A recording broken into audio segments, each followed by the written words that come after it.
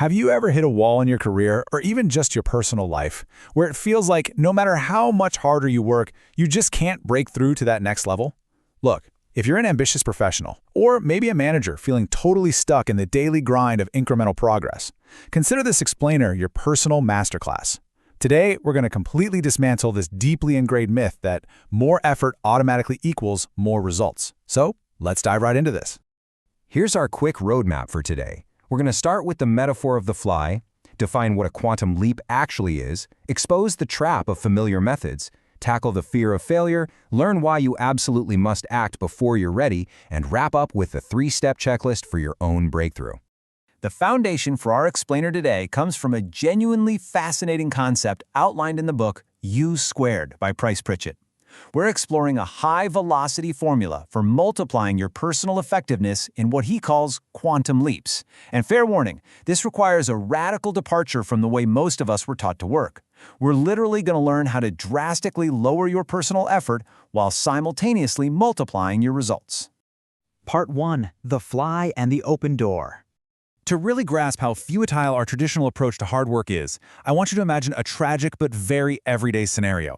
Think of a small fly buzzing frantically against the glass window pane. It's burning out the absolute last drops of its life energy in this life-or-death struggle. The fly's strategy is simple, and honestly, it's one we use all the time. Just try harder. It's throwing everything it has into raw effort and determination, hoping to somehow shatter the glass through sheer willpower. But ironically, this relentless struggle, that's the trap. The fly is doomed if it keeps this up. Doesn't that sound incredibly familiar?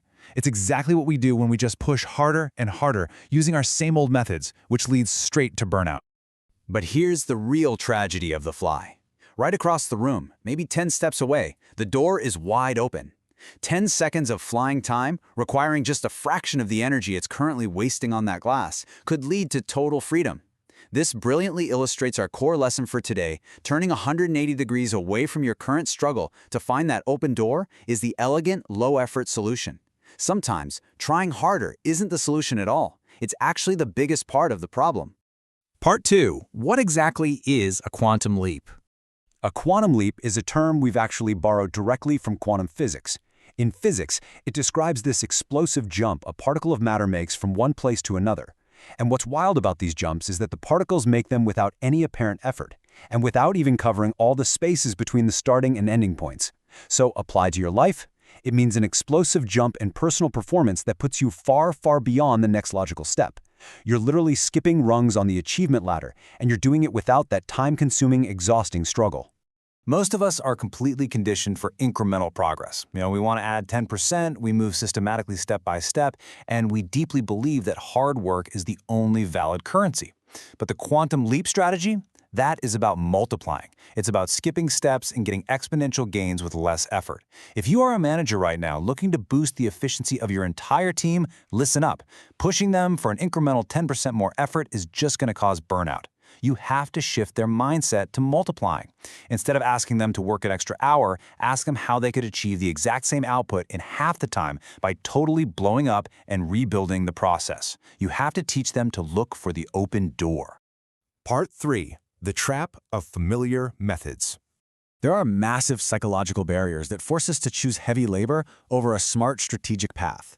Old templates tell us to rely on the obvious, but think about a company like Netflix. They didn't try to become a slightly better blockbuster by opening more physical stores, right? They violated common sense and abandoned the physical rental template entirely. If you're an ambitious novice in your field, you gotta do the same. I once mentored this brilliant developer who was totally stuck working 80-hour weeks. Her breakthrough didn't come from typing code faster. It came from doing something completely new, automating her primary tasks. It felt incredibly risky to her and totally transformed how she viewed her job, but ultimately, it cut her effort in half while doubling her output. Which really begs a profound question. Why do we constantly seek a breakthrough with more of the same? Well, we get addicted to our old methodologies. When we feel stuck, our internal critics start screaming at us to get back to the basics, put our heads down, and just grind. We inherently distrust things that seem, well, too easy. As Pritchett writes, trying harder isn't necessarily the solution to achieving more. It's a big part of the problem. This is a massive paradoxical reframing. The behaviors that historically made you successful and dependable, they can actually become the very boundary lines that limit your future. You have got to break that addiction to hard work for the sake of hard work. Part 4. Fear, Failure, and Embracing Chaos. Let's be real about what happens internally when you actually change your strategy. When you stop relying on comfortable habits to try a new, unproven approach, you are going to face some severe inner chaos. You'll experience anxiety, uneasiness, and probably a temporary lag in your performance. But listen to me. As your mentor in this, I promise you, this discomfort is actual proof of progress. A high comfort level just means you're playing it safe. Do not let your internal critic trick you into retreating back to your old exhausting methods. You absolutely have to reframe how you view failure. In a quantum leap, temporary failures are an integral, completely unavoidable part of achieving massive goals. You literally cannot test your limits unless you allow yourself to make mistakes. Failure isn't a sign of defeat, it's a resource. It's the only tool that helps you find the very edge of your true capacities. This idea perfectly captures the crucial point. Everything looks like a failure in the middle. Think about it. If you send a rocket toward the moon, about 90% of the time it is technically off course. It literally fails its way to the moon by constantly making mistakes and correcting them. Progress almost always masquerades as trouble. So expect things to get messy in the middle, and whatever you do, don't abandon your leap just because you hit a little turbulence. Part 5. Act Before Ready.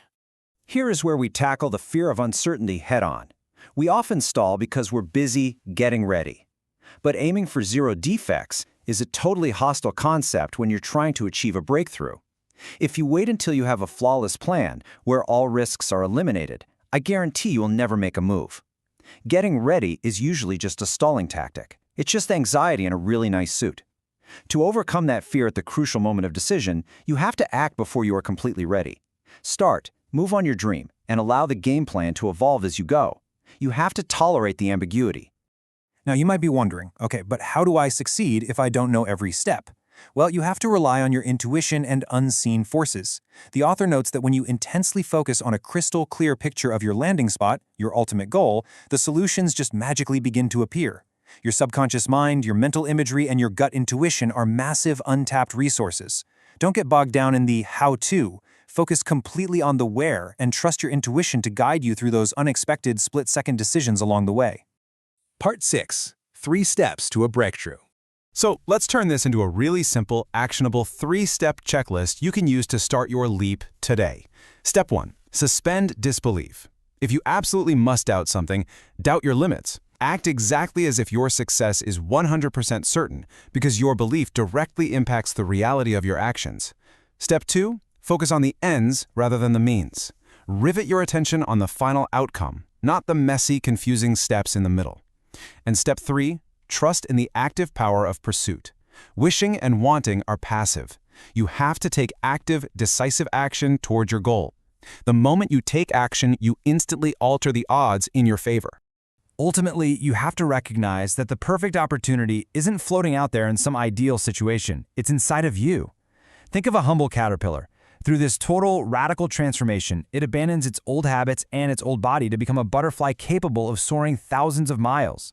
That caterpillar had to completely break out of the safety of its cocoon to open up its gifts. You have unused gifts, talents, and capabilities just waiting to be unwrapped. The power to perform isn't something you need to go find, it's already inside you. Which leaves us with one final incredibly vital question. Are you ready to stop frantically beating your wings against the glass, exhaustively relying on raw effort, and finally turn toward the open door?